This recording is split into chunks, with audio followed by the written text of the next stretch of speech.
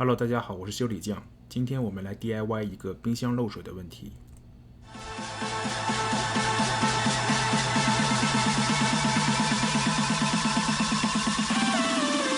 所有品牌的冰箱漏水问题大致差不多，基本上是因为出水口被堵住，所以我们只需要将出水口疏通就可以解决漏水的问题。以三星冰箱为例，它是有3颗螺丝固定，下面有2颗，中间有1颗。打开中间塑料盖子还有外壳的时候，使用这种用于汽车的塑料壳板，避免损坏外壳，切记不要使用螺丝刀。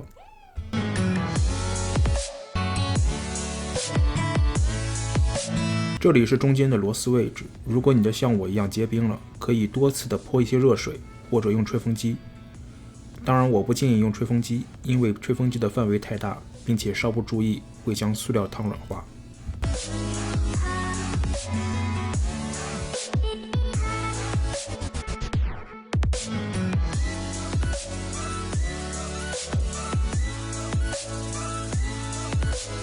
因为我是提前将冰箱断电，所以内部的冰基本化了。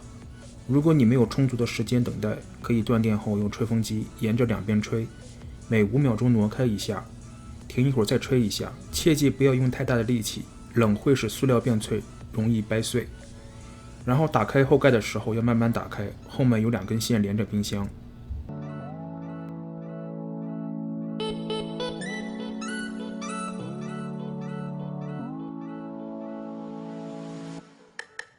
这里是冰箱制冷的地方，有时候我们不注意，开冰箱门的时候久了，或者冰箱内太满或者有太热的食物，会使冰箱延长制冷的时间，从而引起结冰。久而久之，冰结多了就会堵塞出水口，导致水渗进冰箱内。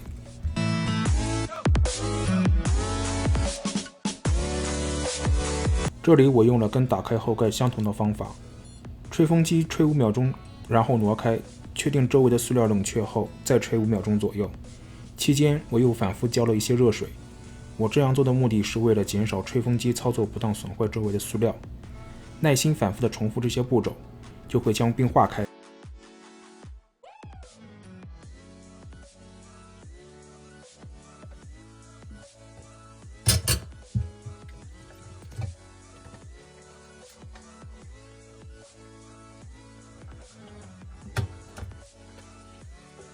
如果大家喜欢我的视频，请点击订阅，有任何问题可下方留言，谢谢大家。